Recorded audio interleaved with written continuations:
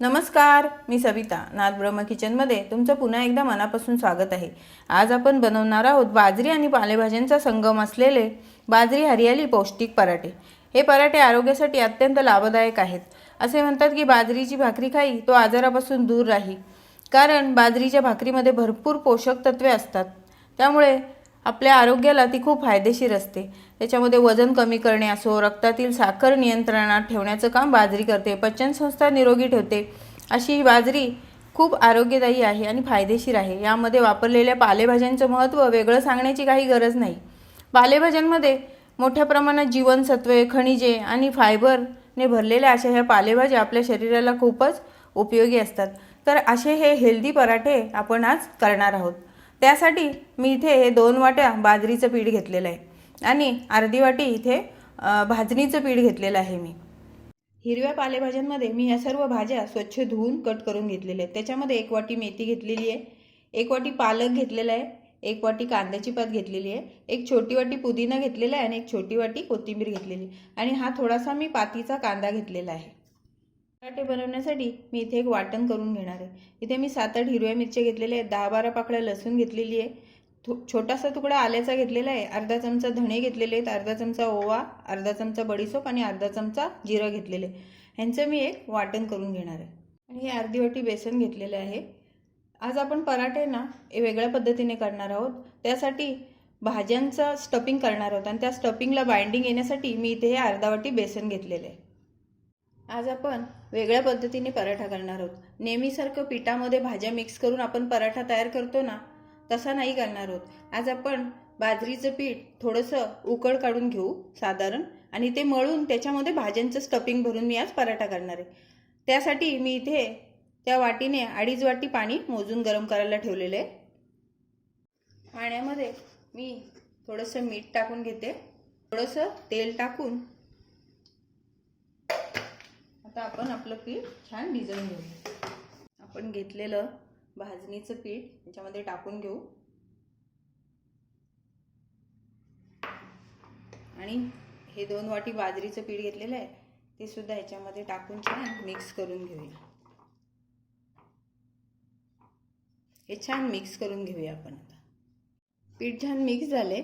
आता आपण त्याच्यावर झाकण ठेवून त्याला 2 मिनिटं वाफ घेऊया.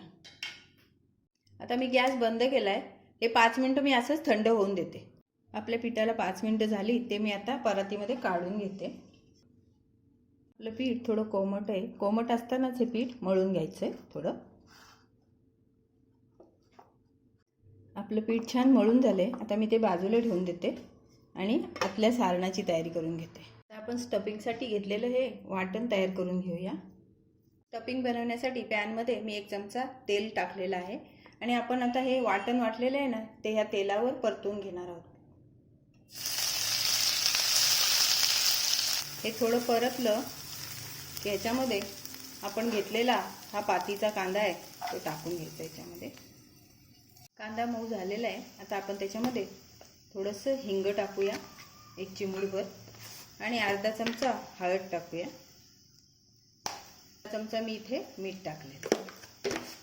हे छान मिक्स करून घेऊया आणि आपण आता घेतलेल्या भाज्या आहेत ना त्या सर्व याच्यामध्ये टाकून घेऊया.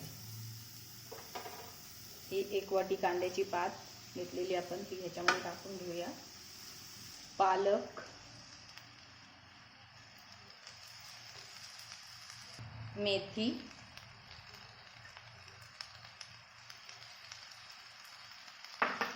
पुदिना. आता हे छान आपण मसाल्यामध्ये मिक्स करून घेऊया. भाज्या थोड्या परतून झाल्यात. आता आपण त्याच्यामध्ये घेतलेलं हे अर्धा वाटी बेसन टाकून मिक्स करून घेऊया.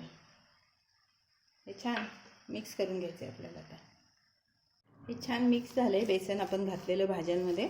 आता आपण ह्याला झाकण ठेवून 1-2 मिनिटं शिजवून घेऊया, म्हणजे भाज्या आणि बेसन एकजीव होऊन जाईल.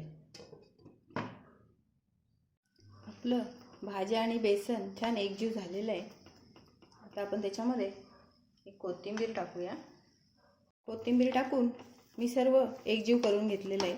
आता मी गॅस बंद केलेला आहे आणि हे मिश्रण आपण आता थंड होऊन द्यायचं आहे. आपलं सारण छान थंड झालं आहे आणि पीठसुद्धा छान मुरलेलं आहे. आता आपण पराठे करायला घेऊया.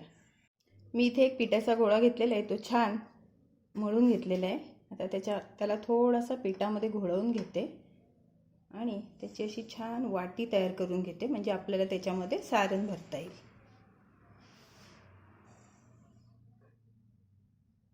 त्यामध्ये छान सारण भरून घ्यायचं असं.